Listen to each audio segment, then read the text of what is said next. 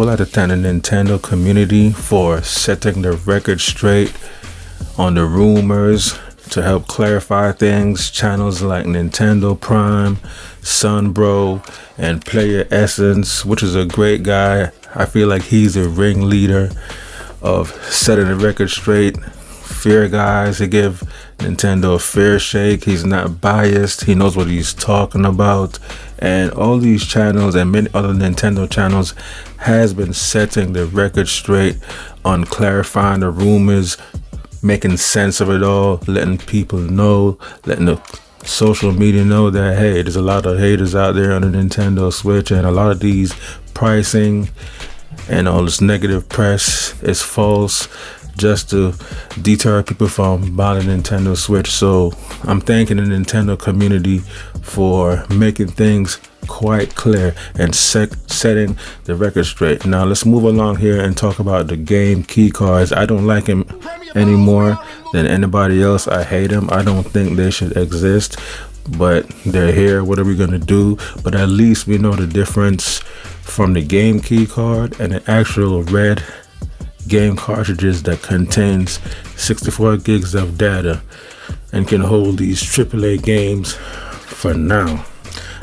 Me personally, I'll be staying away from the game key cards, and I will only be buying the full-fledged game on the 64 gigabyte cartridges as anybody else should do. Now, as far as the games in the future that becomes too big to fit on a cartridge, I'd rather just go into the eShop and download those games directly to my system. Hopefully Nintendo can work out a deal with developers. If the games are too big for the cartridges, they can come out with a 128 gigabyte cartridge or whatever size cartridges they need to accommodate the games they're trying to fit on the cartridge, versus going out to the store and getting those awful, dreaded game key cards. I mean, I'm a collector. I want to see Nintendo Switch 2 shiny red box on my bookshelf and not some silly game key card. Hopefully Nintendo realizes sooner than later and get rid of the whole key card situation and just pretty much force developers to use those full-fledged 64 gig cartridges. Now let's move on to pricing. So has the lid been put on the pot as far as pricing goes? It seems like, even with the bad press about Nintendo Switch 2 games being expensive, $90, which of course we all know by now is a lie, and the games will range anywhere from $60, $70 to $80, even maybe even $40. I think I've seen a game for $40. Bravely Default is $40. So the pricing is just the same as it is with the current generation, with only the S-tier games may be costing at the most $80.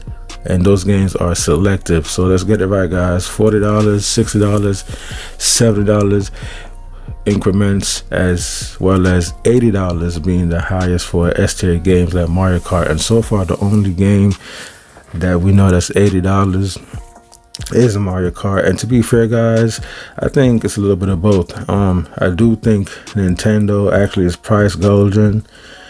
I think it's a little bit of greed mixed in with what's going on with the tariffs and whatnot, but at least so far the only game that's been confirmed to be 80 is Mario Kart World. And let's not forget, guys, as far as the pricing goes, I would like to add that you understand, like, the tech that Nintendo has in this Nintendo Switch 2 is phenomenal.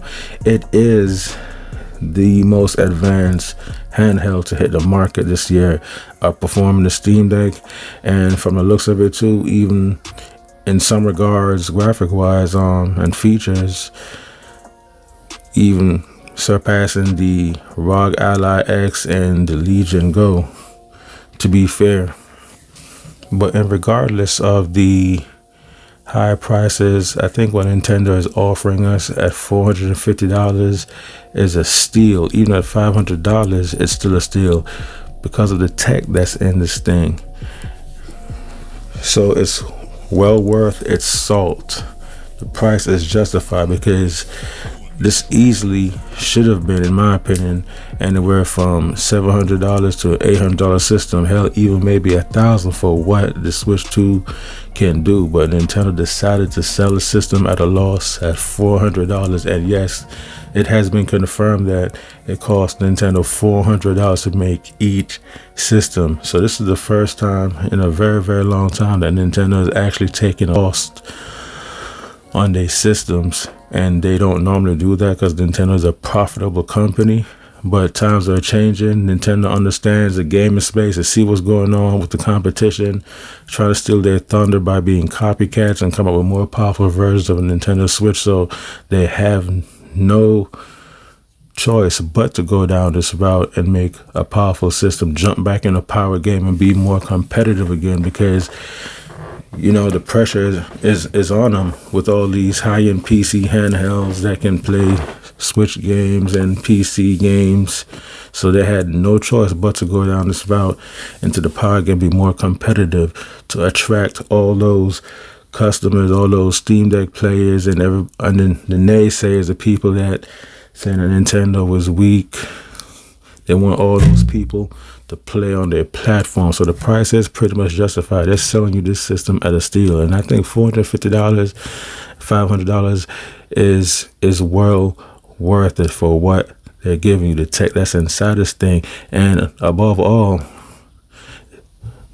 everybody seems happy with the Nintendo Switch, and pre-orders are sold out in every other region. So fans and people who want this thing, they want it. They do not care about the price. They feel as if the price is justified. So all the hate I'm seeing on social media and YouTubers trying to deter people from picking up the Switch 2, it's not working. They're wasting their time. Pre-orders are sold out all over the regions right now. And finally, let's talk about pre-orders. Many other countries have received their pre-orders, and the US is awaiting their pre-orders, and nobody quite knows when the US pre-orders will start. But I'm here to let you guys know that Nintendo themselves said that if pre-orders will be pushed out on May 8th. And they're taking on people who have 50 hours of gameplay on a Nintendo Switch and is subscribed to Nintendo Online for at least 12 months. That's a year, people. So mark the date on your calendars, May 8th. May 8th, Nintendo will be rolling out pre-orders. And after May 8th, additional invitations will be sent out all the way up until the release of the Nintendo Switch, which is on June 5th. If you're new to my channel, like and subscribe. I talk about all things Nintendo, all things gaming. I'm not biased on my end. I talk about everything: PlayStation, Xbox, PC, electronics. I also do reviews, and I appreciate it if you guys like my channel and subscribe. Have a good one, and see you on the next video.